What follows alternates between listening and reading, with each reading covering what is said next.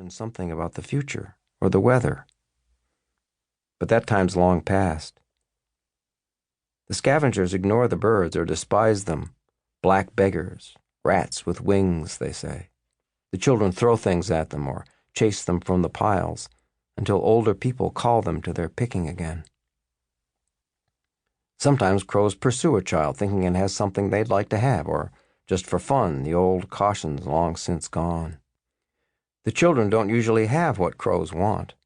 What the pickers want is scarce, but of food for crows, there is plenty.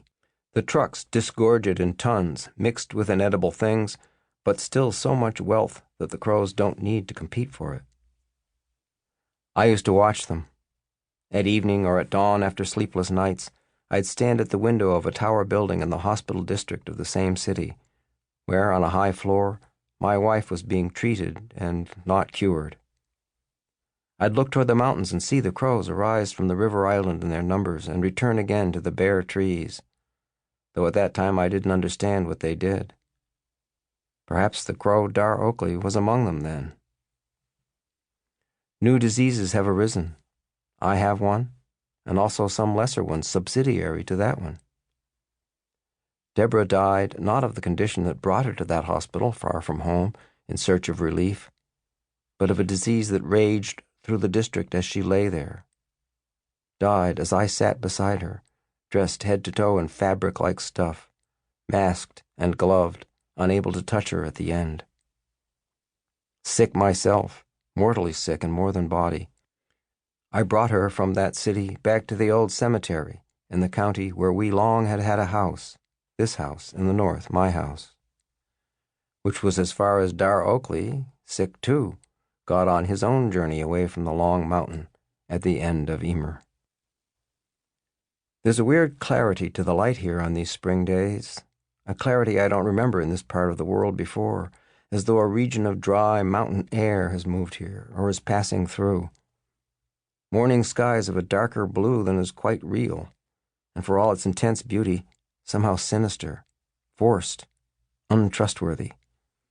I suppose it's due to the ongoing ruination of the earth, well, the now unstoppable change in it, though I can't give evidence of that.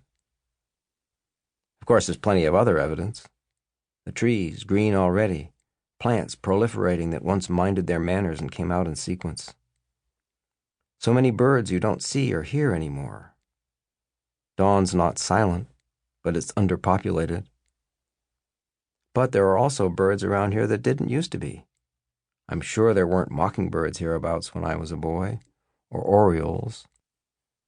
Many crows, though, calling and gathering at morning and evening.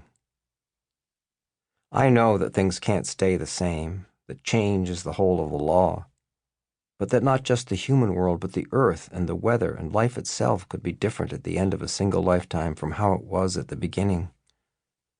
You feel that the world, the earth, can die along with you. Can it? How can I believe that all around me is ruination, unless I believe it was once as it should be, and I was alive then to see it? And how am I to know that this is so?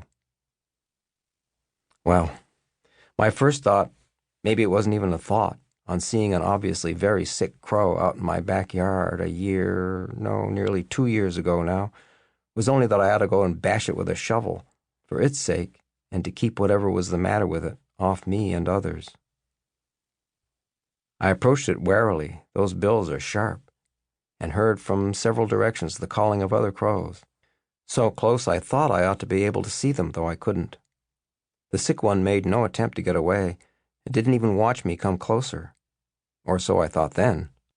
It would take me a long time to understand that crows, courting or walking afield together, never turning their heads to observe one another, aren't indifferent to or unconscious of their neighbors. No, a crow's eyes are set far apart, far enough apart that he can best see very close things out of only one eye. Crows beside one another are, in their way, face to face. Anyway, something caused me to pause and study this one. Maybe because I felt studied. I'd never been so close to one not dead. I squatted down. The crow voices, I could still see no crows, grew sharper. The dog barked.